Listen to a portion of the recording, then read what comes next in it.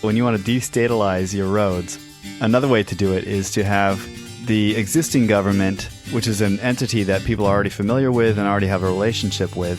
If that entity could be leveraged, but in order to become a more libertarian entity, it could simply stop being a state. And what that means is, first of all, it would stop arbitrary taxation and replace that with something like user fees for specific services. Now, of course, taxation isn't the only thing that makes the government a state. The other changes that would have to be made would be eliminating or at least significantly reducing the amount of coercive regulatory power that it has. And this includes any privileged legal status that, for example, police or other government agents might have, as well as reverting to a private judicial system in which this group itself could be sued by anyone who has a legitimate complaint. Because the thing that we're concerned about is the coercion, not the government per se.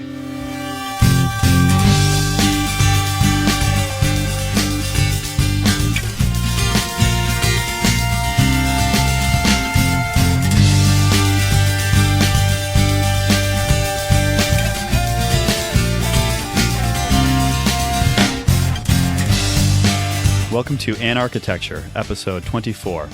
In our last episode, episode 23, we interviewed Chuck Marohn, the president and founder of Strong Towns. We really enjoyed the interview, and as we've been listening back to it, it sparked a lot of other thoughts that we thought it'd be worth taking another episode to dive into on our end. So if you haven't listened to episode 23, you should go back and listen to that first. But we're going to try not to rehash the conversations we had there. We really want to just take a few discussion points there as jumping off points for some of our own ideas. In the interview with Chuck, we wanted to really introduce our audience to the Strong Towns philosophy and give him a chance to really lay out his ideas and give kind of the broad picture of what Strong Towns is all about. And a lot like our interview with Patrick Schumacher, I found that listening back to it 2 or 3 times, I was picking up new things each time I listened to it. And there are a lot of places where listening back to it, I kind of wish I had said something or I wish I had dove into an idea a bit further. So that's what we're hoping to do in this episode. I will say that I thought Chuck was a pretty good sport for following us down some libertarian rabbit holes in our discussion. Yeah, one thing I really like about Chuck and the whole Strong Towns approach is that it isn't really an ideological approach. And while Chuck definitely has his own points of view about things, he doesn't really politicize the issues too much. It's much more about pragmatic approaches to helping cities and towns be stronger, and he's very open-minded to hearing out people with different perspectives from his own. As Chuck said, he does have some libertarian tendencies, and he is familiar with the Austrian School of Economics. I'd like to talk to him again sometime and just dig in on what books he's read, because he's an avid reader. If you listen to their Upzoned podcast, every week he's talking about some different new book that he's reading that week. And I don't know where he finds the time to do all this reading. But it's great that he has so much curiosity and is so open-minded to different ideas. However, that kind of open-mindedness is not what you're going to hear today from us. Our minds are made up. Well, yeah, you don't need to be open-minded when you already have all the answers. Strong Towns and Anarchitecture do have slightly different approaches. Strong Towns is focused on really pragmatic actions that people can take in the near term with a view towards long-term sustainability of cities. Whereas at Anarchitecture, we would like to be a bit more pragmatic and near-term in terms of actions people can take, and, I think we're getting there. But our focus is a bit more speculative, trying to envision how cities could work in a purely libertarian society. However, if anyone was to ask me what sort of actions could they take today to make their city more libertarian, Strong Towns is probably the first place I would point them.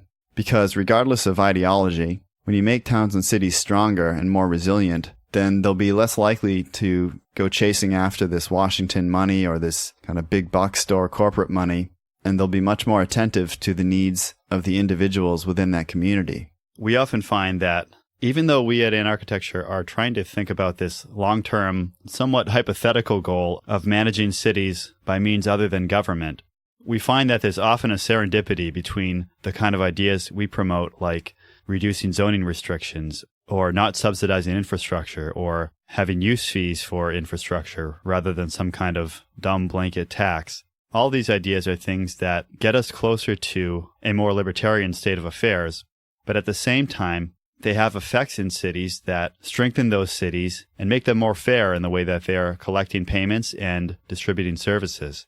So our hope is that for any listeners who might be joining us from strong towns, while we don't expect everyone to go as far as we might go in the direction of taking government out of cities, we hope that the kind of explorations we're getting into here might suggest some strategies and principles that will be meaningful and useful to the strong towns conversation.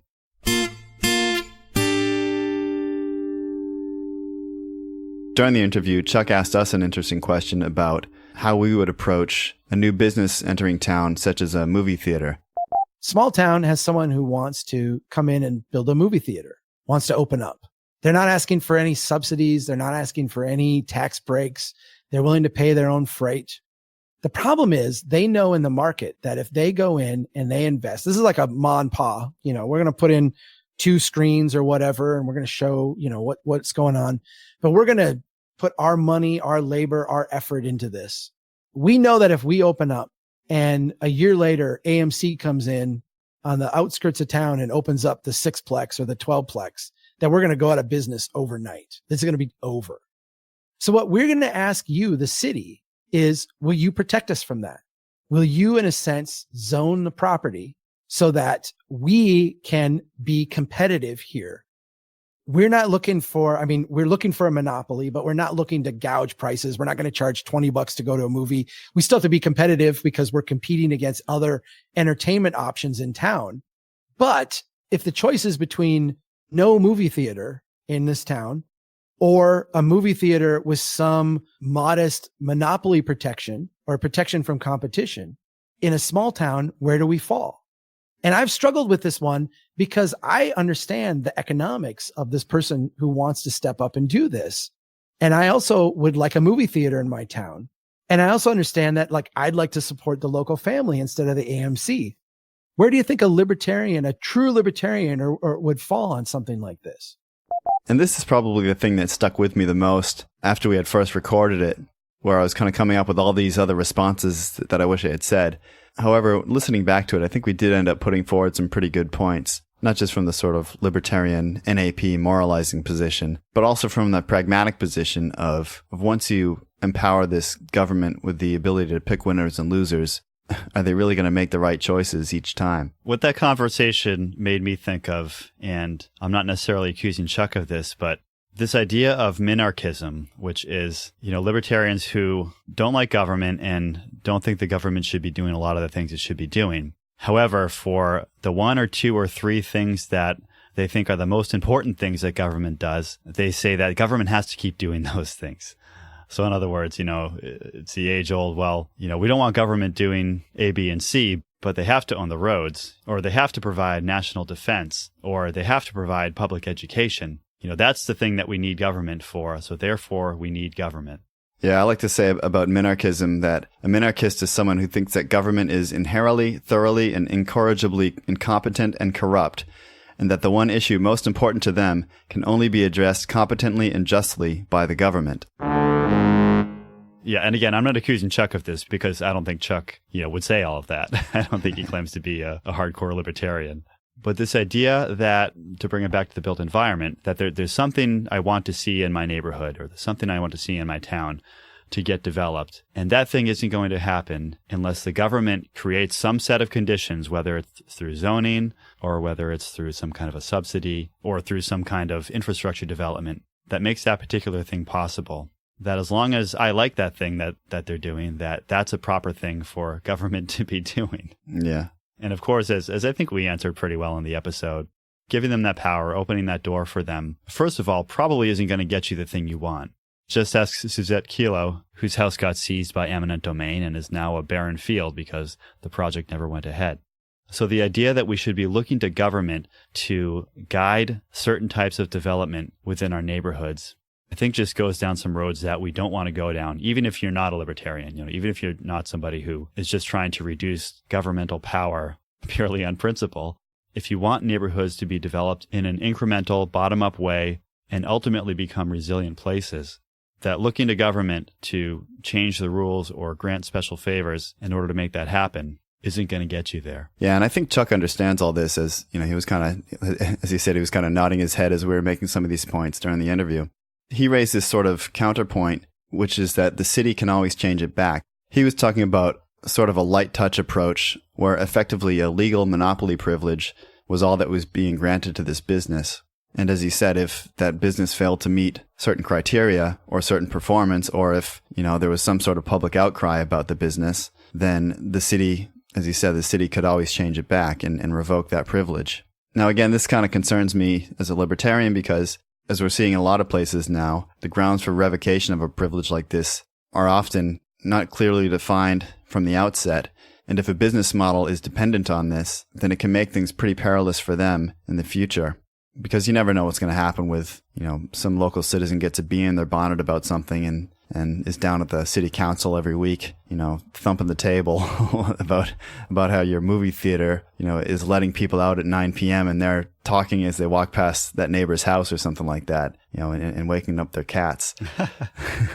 Now, of course, you imagine that there'd be some sort of, reasonable standard that would be applied here. But at the end of the day, it's, as Chuck said, it's really the city kind of has absolute power here.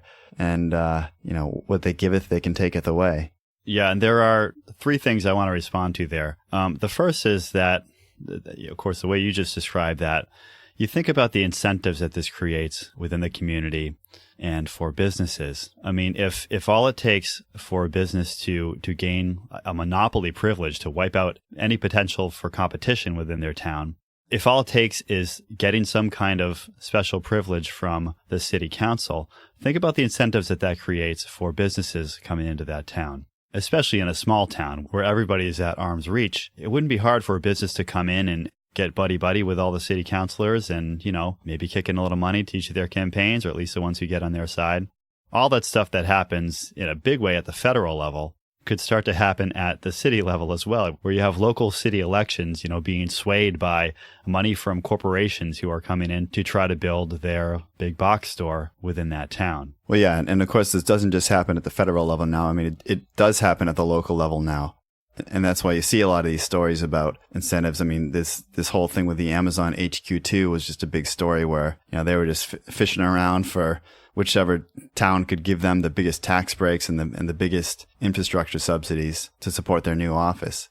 And it's not just huge corporations that do that. There's plenty of local businesses that also stand to benefit from these kind of cozy relationships with city councils. Right. The second point I wanted to make was this idea that I heard a few times from Chuck, and we talked about a little bit, that a city government essentially represents the will of the people. We talk about how the government is the vehicle for the community in any given town. And the problem with that conflation is that it gives the appearance that whatever government is doing, in a democratic society, is representing the will of the people. And of course, as we've said many times on some of our previous episodes, there is no such thing as the will of the people. There are some things that everybody agrees on, but those aren't the things that people are voting about when they go to the polls.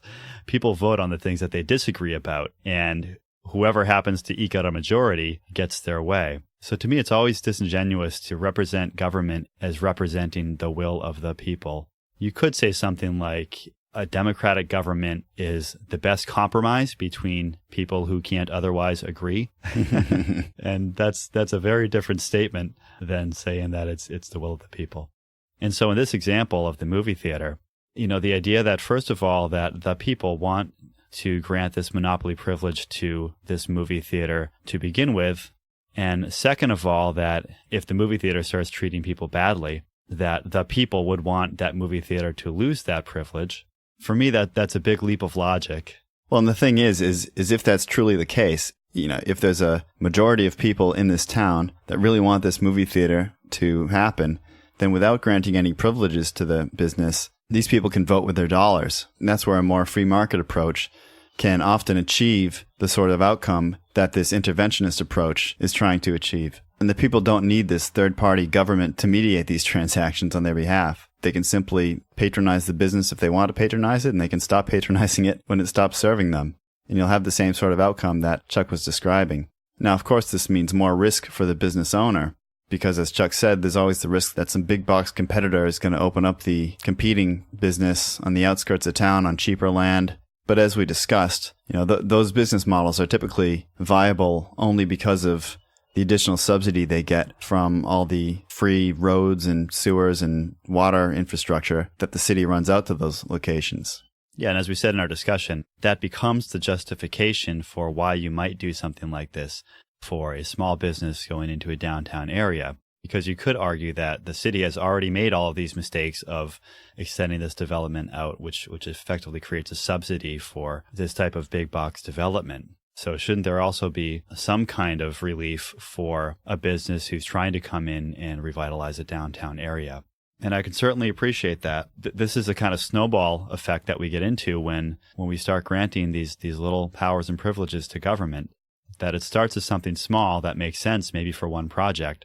But then 10 years down the road, that initial intervention has ingrained a certain type of development and skewed the marketplace for future competitors. Yeah, Ludwig von Mises made the point that one government intervention in the market begets another. So as soon as the government starts intervening in the market, you end up with this sort of whack-a-mole, what I call an adhocracy, where one subsidy or regulation becomes the justification for another regulation or subsidy as the effects of market distortions become apparent over the longer term. And of course, we see this happening at the federal level, but it just as easily happens at the local level, albeit on a smaller scale. And when it's happening at the local level in every town across America, then you end up with this unsustainable development pattern that we have today. Yeah, and that gets me to the third point I wanted to make about this, which was Chuck's defense of this idea, was that if it does turn out to be a problem, he said that the city can always change it back. I was once at a wedding years ago of a college friend who grew up in the D.C. area, and I think her father was involved in the government in some capacity there. So a number of people at this wedding were people who are involved in the federal government in some way or another. And I ended up sitting next to a guy who was, I forget what he was exactly, but I think he was like a staffer for a congressman or something like that, you know. This was when I was just getting into libertarianism. So you had to let him know. You had to let them all know.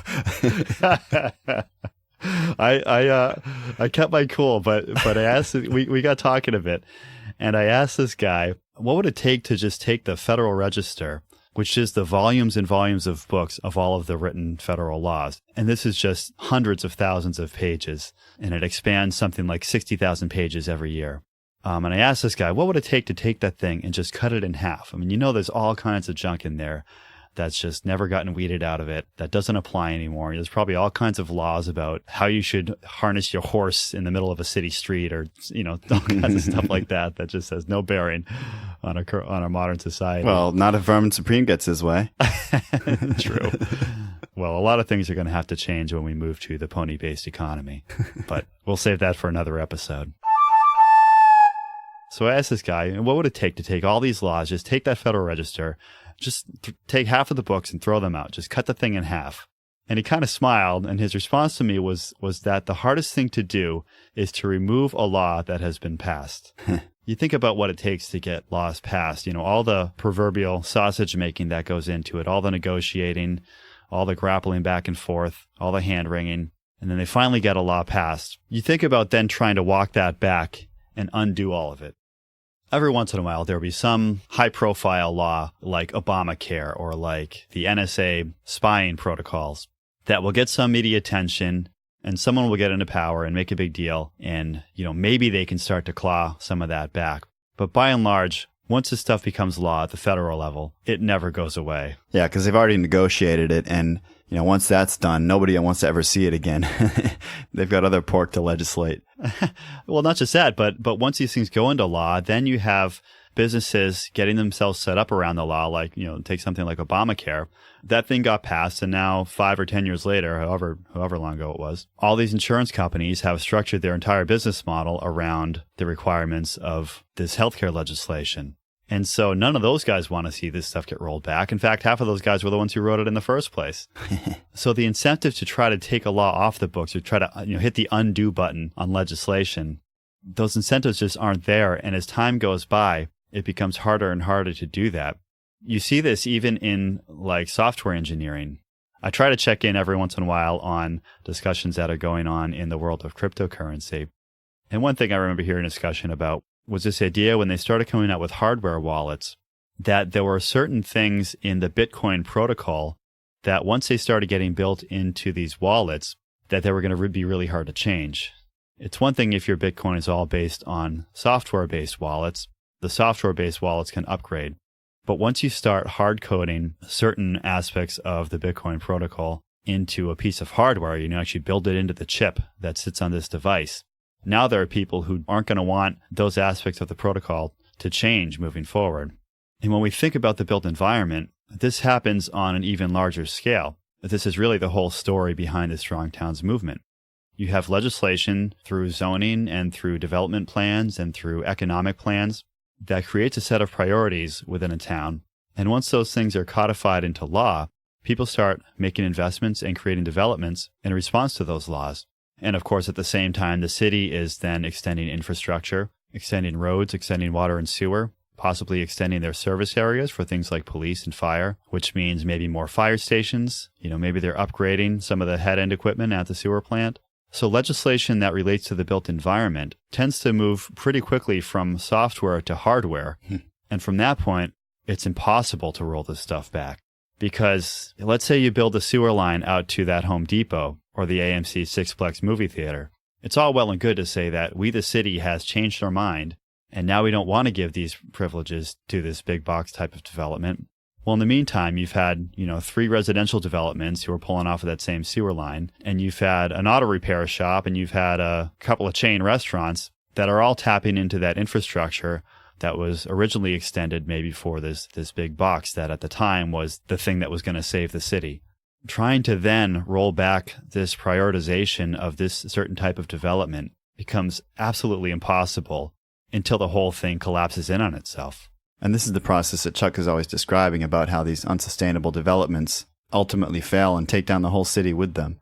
Yeah, and I think this is highlighting maybe a difference between our approach and Chuck's approach, or the Strong Towns approach, which is that we look at an example like creating a legal privilege for a downtown movie theater, or creating a legal privilege or infrastructure subsidy for a big box movie theater.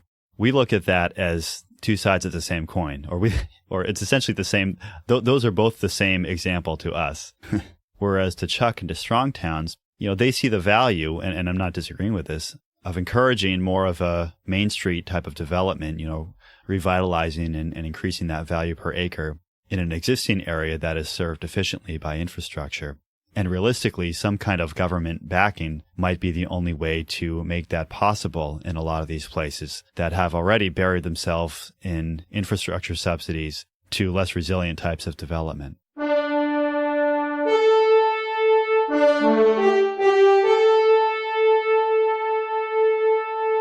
Another interesting point that Chuck raised was this debate that he had with Randall O'Toole, is he with Cato Institute? Yeah, he's been with Cato. He's been involved with the Independent Institute. He's been active for a long time in research and policy for some of these libertarian organizations, in a big way related to a lot of the things that we talk about. He's talked a lot about transit. He has a fantastic article called The Desire Named Streetcar.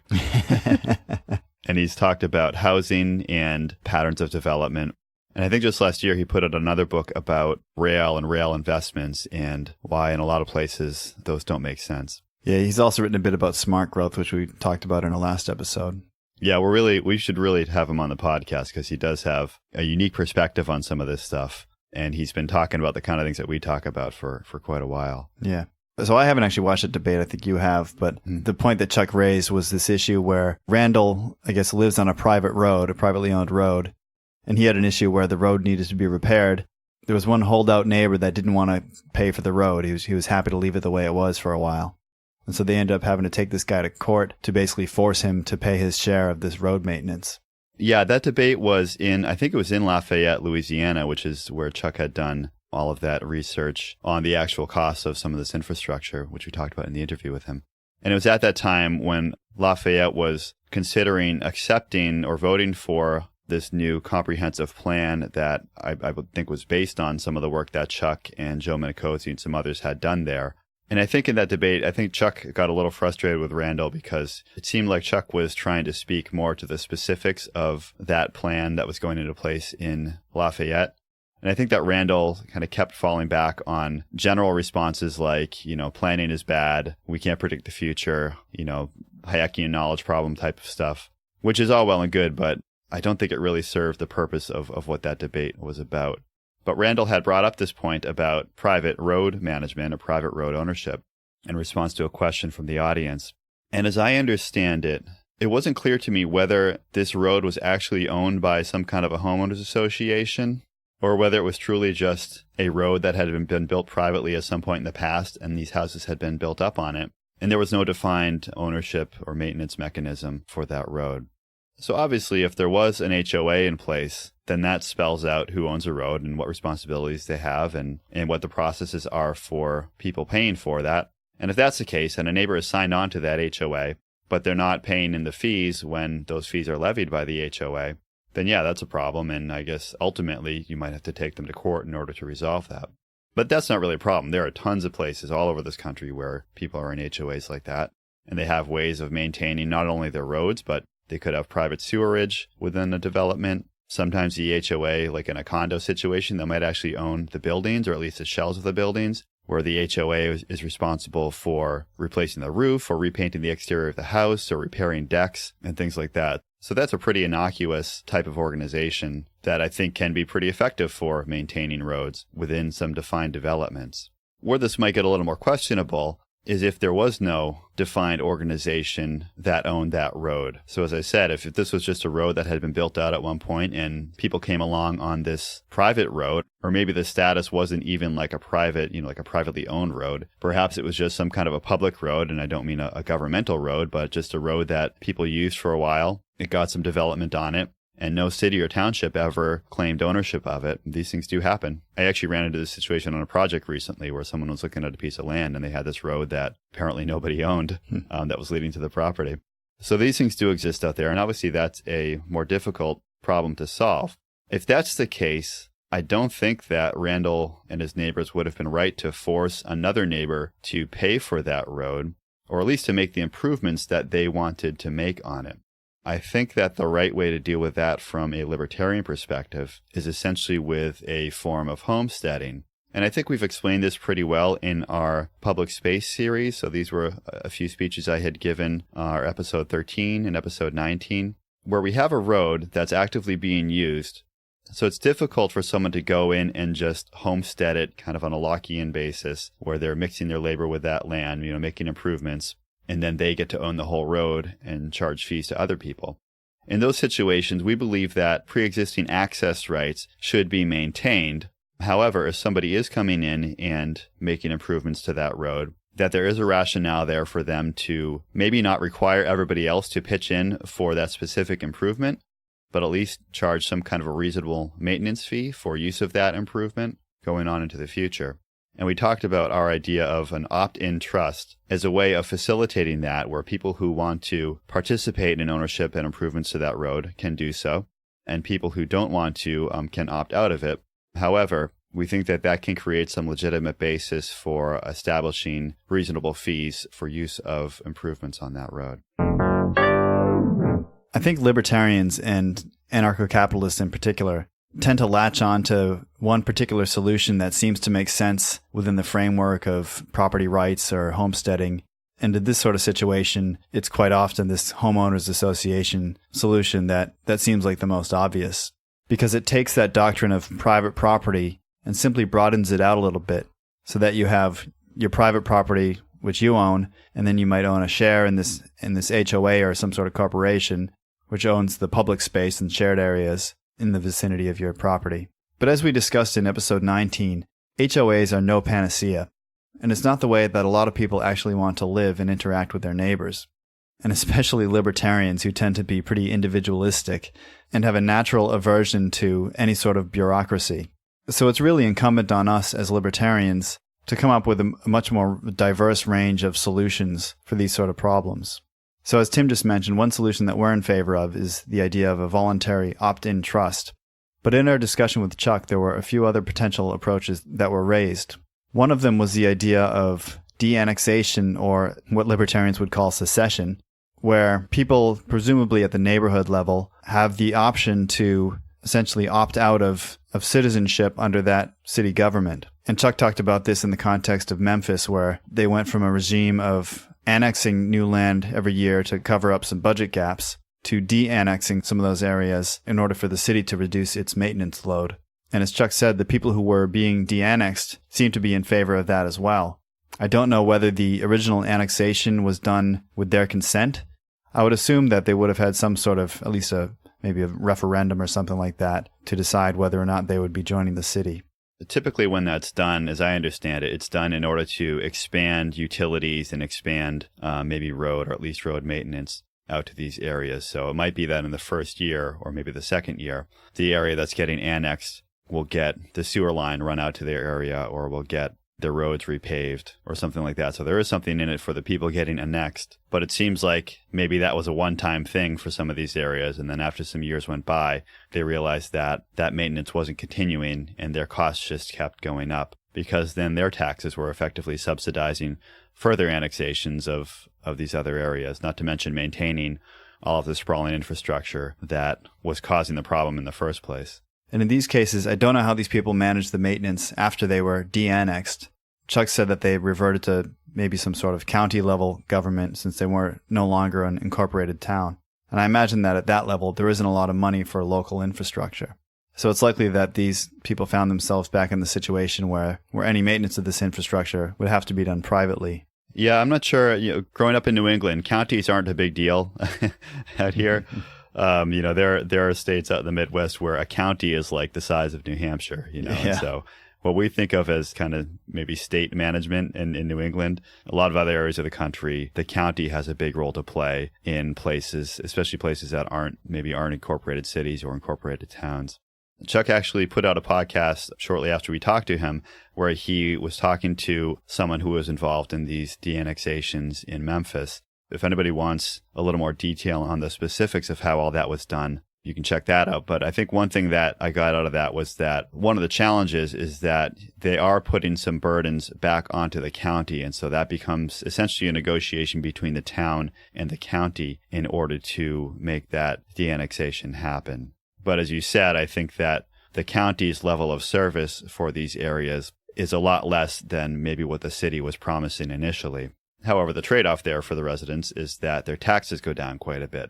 What would be interesting to me from a libertarian standpoint was if these kind of de-annexations could be done without reverting back to county ownership. So in other words, if some area could be de-annexed from a city, and then that area could come up with its own organizational structure for owning and maintaining that infrastructure. So again, this would be a perfect opportunity to introduce something like an opt-in trust as we've proposed. And that could be multiple opt-in trusts. You could have one trust, or you could think of it like a co-op as well.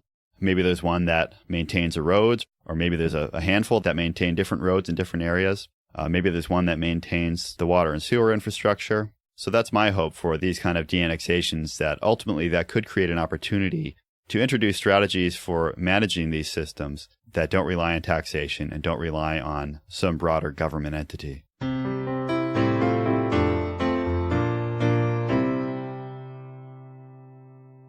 Another method of privatization, or what were we calling it now? Is it destatalization?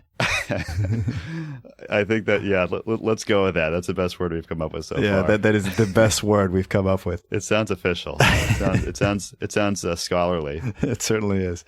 So the destatalize, when you want to destatalize your roads, another way to do it is to have the existing government, which is an entity that people are already familiar with and already have a relationship with. If that entity could be leveraged, but in order to become a more libertarian entity, it could simply stop being a state. And what that means is, first of all, it would stop arbitrary taxation and replace that with something like user fees for specific services. And we mentioned in the interview the idea of converting this to something more like a buyer's group, where it doesn't actually have any real authority over the citizens, but it's a collective entity that they can use to minimize the transaction costs that Chuck was concerned about. Now, of course, taxation isn't the only thing that makes the government a state. The other changes that would have to be made would be eliminating or at least significantly reducing the amount of coercive regulatory power that it has. And this includes any privileged legal status that, for example, police or other government agents might have, as well as reverting to a private judicial system in which this group itself could be sued by anyone who has a legitimate complaint. What I like about this idea is that it can maintain that form of government organization, which, as we talked about in the interview, in many places is really the seat of the community, that it's seen as the authority and the public forum for people within a given community. And I think that there's value in that. And there's also expertise there in terms of how all of these things within a town are managed. Obviously, we'd like to see improvements maybe in the ways that some of these things are done. But I think that what are now local governments are an obvious choice for the organizations that you would want to be overseeing and managing all of these city functions, including infrastructure and public space and services. Now, as you said, this idea of taking away some police power and allowing for more competitive forms of adjudication. So in other words, where the city courts might not be the final word. You could have, this happens all the time where you have private arbitration firms that can resolve disputes between two parties. And there's no reason why a city needs to provide that service. That really gets us more to the anarcho-capitalist model, where you have competing and possibly cooperative security services within a given area, competing and again, possibly cooperative dispute resolution services like arbitrators. And so even if we didn't go that far, I think that removing the power of taxation from government would be a huge step to making payments more fair by getting to a user fee model rather than just throwing all this tax money into a pot for every conceivable service. And it would also, I think, create a better set of incentives for what projects a city takes on, what services they provide. And ultimately, it could open the door to the possibility of having competing service providers come into the city. We've mentioned before this model of Sandy Springs, Georgia, which is a town where all of the services, except for, I think, police, fire, and courts, and maybe a handful of town administrators, all of the other services in the town are contracted out to private service providers. And it's been really successful. And I think that that's a model that this approach could start to get to, that by taking away that tax authority, it starts to make the idea of divesting some of these services and infrastructure components to private companies, it starts to make that a little more appealing to everybody involved.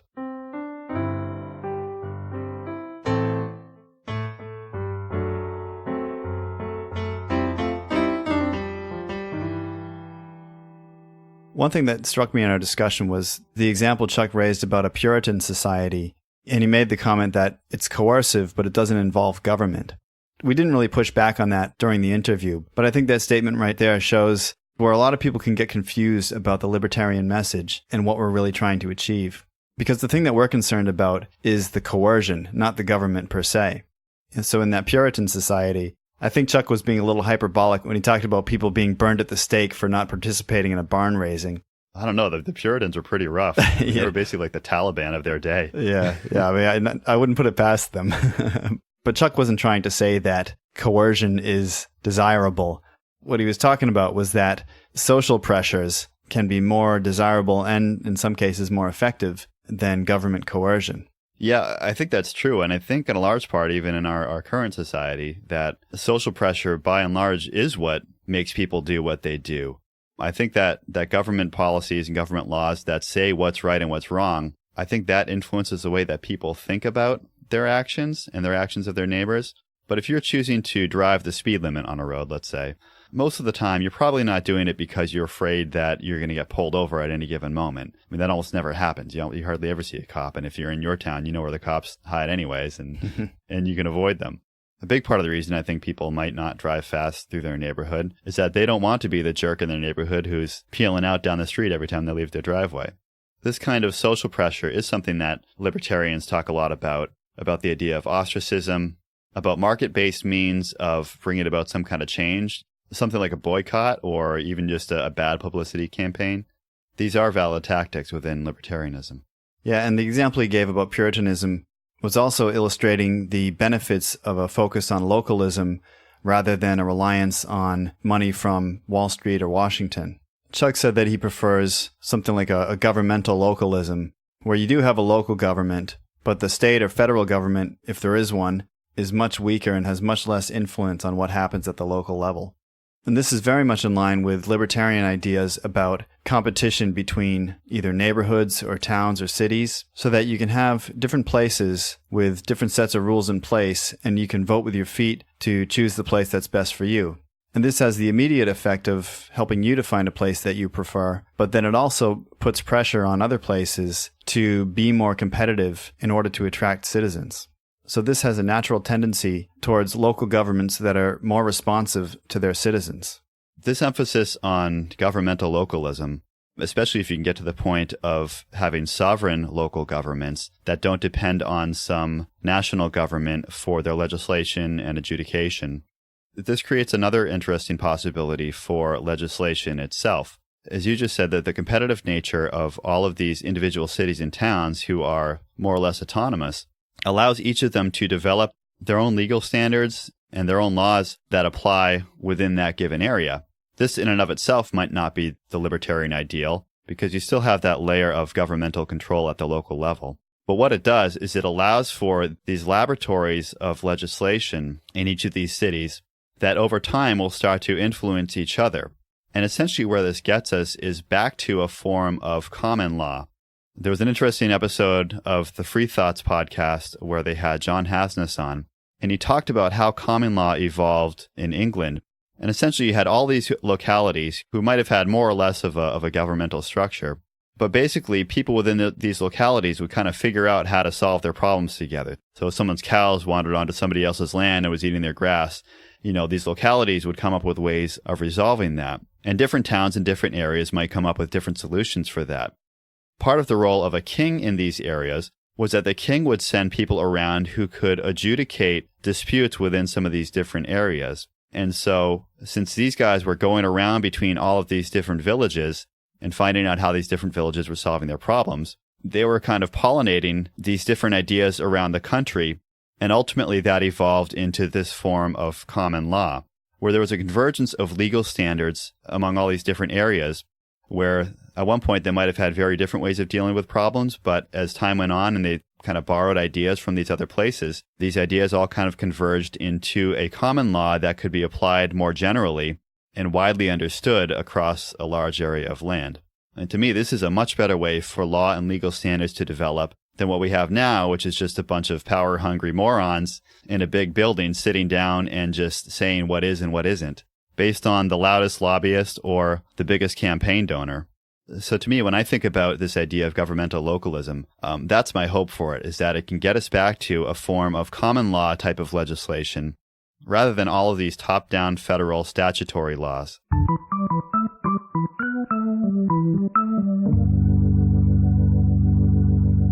One of Chuck's core messages is the idea that growth is not necessarily a goal in itself. And you see a lot of commentary these days, especially coming from people who are more kind of anti-capitalist, where they'll be critical of the idea of continuous GDP growth as the defining metric by which society is judged. And to a large extent, they have a good point, because GDP in itself is a pretty bad metric for measuring the success of a society. And because an increase in government spending means an increase in GDP, it's a metric that the government can manipulate through monetary and fiscal policy. However, a lot of these critics take it a bit too far and throw out the baby with the bathwater, because economic growth itself isn't a problem. I mean, we still have a growing population, so you need economic growth just in order for everyone to maintain their current standard of living.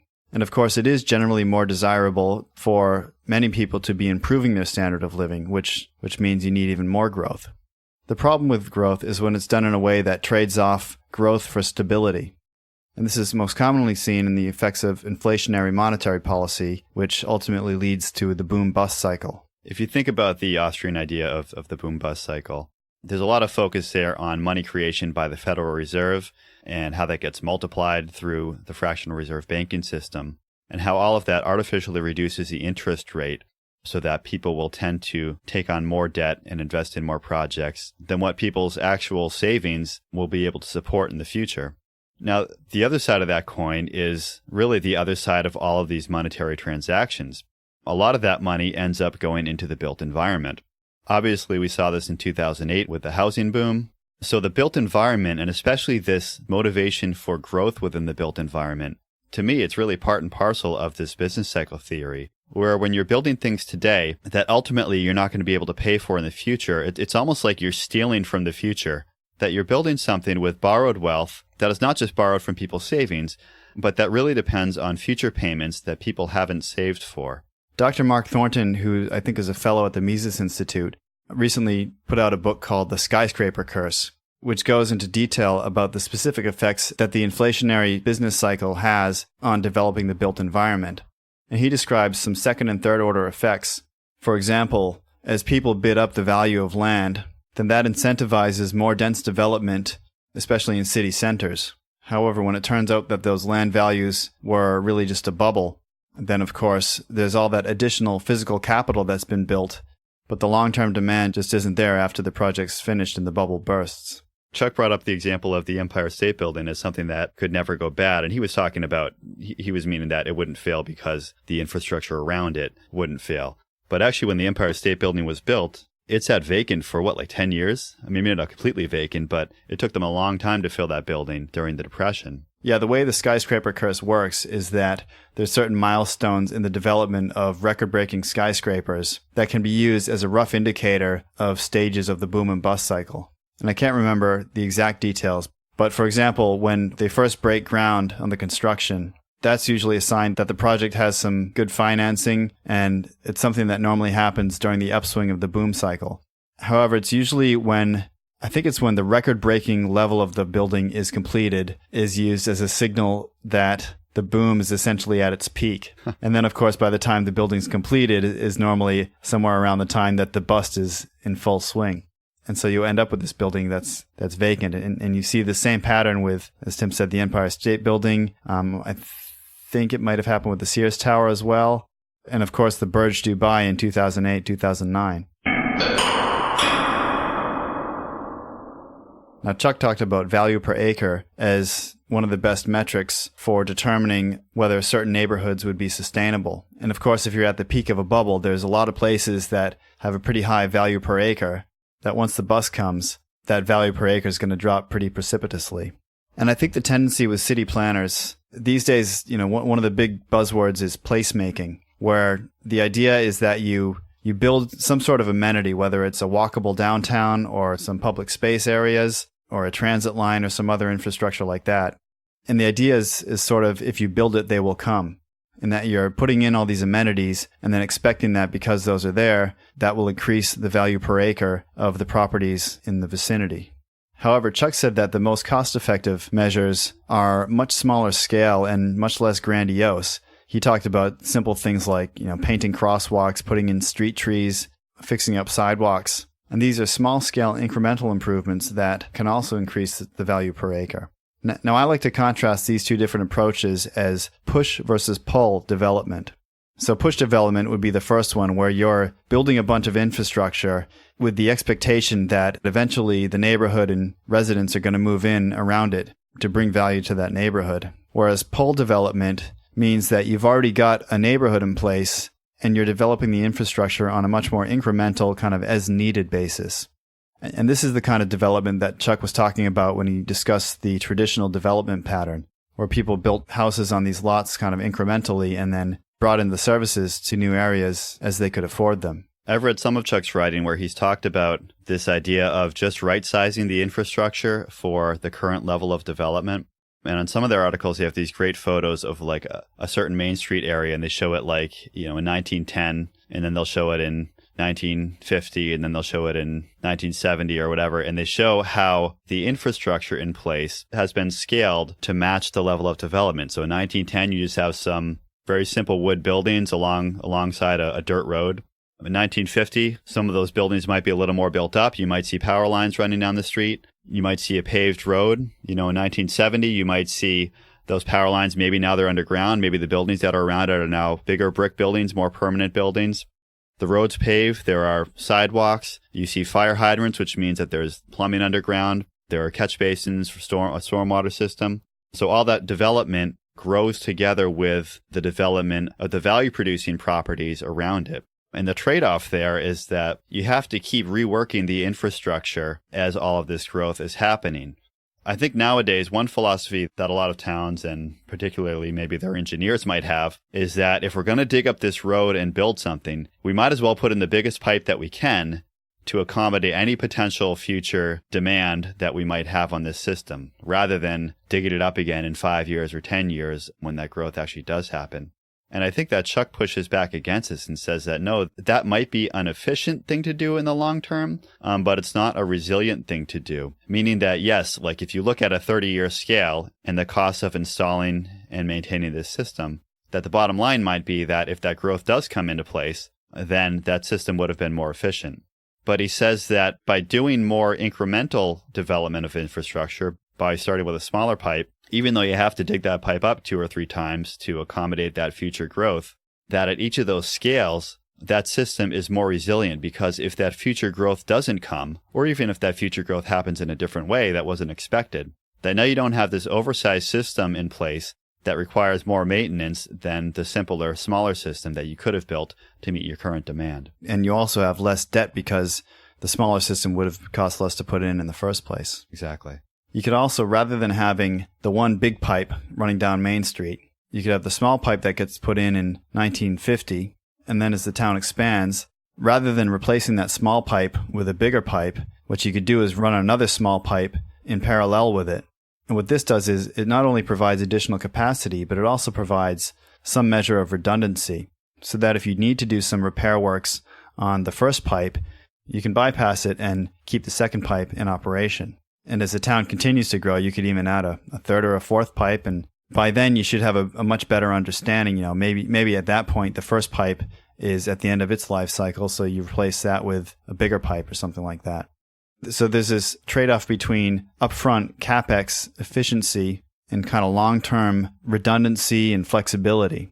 That incremental development of infrastructure also helps with the value per acre metric, which really that metric it's not just value per acre, it's really value per acre divided by the total cost of ownership, which includes the installation and maintenance costs of all of this infrastructure. So what happens when you're overbuilding all of this infrastructure is that in order to support that, you need to have higher values per acre. So overbuilding this infrastructure really creates this imperative for growth, because if you're not growing into that infrastructure, then over the long term, you're not going to be able to support it. And of course, this gets into all kinds of problems. I mean, this is kind of at the root of what Chuck calls the growth Ponzi scheme. It also has implications for gentrification, where if you have an area that's struggling, it's difficult to take away that existing infrastructure in order to get the value per acre more in line with the operating costs. So cities have gotten themselves into this situation where really the only solution for bringing value per acre back in line with operating costs is to increase that value per acre, which might mean adding more growth. It might mean trying to bring in that hipster coffee shop or, that software development company into some downtown office location. And we haven't really talked about gentrification on the show before. We should probably do an episode on that. But to me, when there's this imperative for increasing value per acre in order to justify the infrastructure costs that are already in the ground, that creates fertile ground for problems of gentrification and even things like urban renewal, which can be really disruptive to cities and communities. You see a lot of people, especially on urbanist Twitter, who are gung-ho about building in amenities, especially transit and public spaces, which are intended to help historically poor neighborhoods. However, as soon as you put a transit line in, the first thing that happens is that the property values near the transit stops skyrocket, and gentrification is well on its way. And as Chuck said a few times, the reason for this is that you have this presumably subsidized transit line, and the value of that subsidy ends up being baked into those properties. So the reason that people want these transit lines to be put in the first place is to provide a more affordable means of transit for residents of these lower income neighborhoods. But what they really need isn't a specific form of transit. What they need is an efficient and low-cost means of transit. And by developing the transit system, including roads and cars and taxi systems, Uber, all of that stuff, by developing it in a way that the users of that system are the ones bearing the cost for what they use, then it allows market-based approaches to really optimize those options for every neighborhood, not just the poor neighborhoods, but wealthy neighborhoods as well. And as Chuck said, this is one of those cases where the libertarian approach really is the approach that best addresses these problems of poverty. Or at least it better aligns the cost with the benefits so that, as we discussed, the people living way out in the suburbs, if their systems cost 20 times more than the people living in more dense central city areas, then if those people are paying their appropriate costs, you would get rid of this kind of reverse subsidization from poorer neighborhoods to more wealthy neighborhoods. And hopefully that would then allow cities to focus more resources in a rational way on these neighborhoods that might have lower incomes, but as Chuck said, might actually be more productive than the wealthy or outlying areas. And so this is why it's such a shame that people on the left who claim to be advocates for the poor tend to instinctively write off libertarianism without even a glance, because they just see it as some form of, right-wing ultra-republicanism. But of course, if you said that to any libertarian's face, you'd be in for a retaliation of probably a 2-hour lecture of why libertarians dislike Republicans as much as, if not more than, they do Democrats. And that's about as close as you get to a libertarian initiating violence on someone. If you are someone or you know someone who fits that description, then we'd recommend listening to our Foundations series, which was episodes 1 through 3 of our podcast, where we explained the philosophy of libertarianism in the context of the built environment. If you go to our webpage for episode 3, which is anarchitecturepodcast.com/ANA003, you'll see there's a helpful animated infographic there, which pretty clearly delineates the differences between the left, right, and anarchism as we see it. Part of our goal for this podcast is to bring the libertarian message into discussions about the built environment. Our hope is that for people who are involved in developing the built environment, that we can start to provide some alternative solutions that will help them to treat government as a last resort rather than a first response.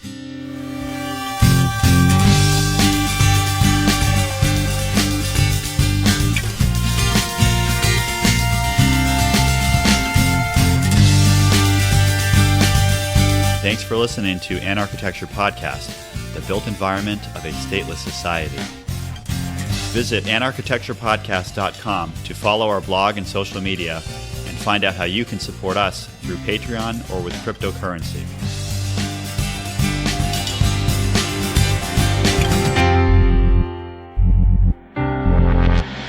And I'll just play back the clip here. You don't have to say I'll play back the clip, just play back the clip. Yeah. I'll do it. Yeah, well, that's just more for me to remember to put it in. Okay. You just heard a clip. Okay, okay, we're back.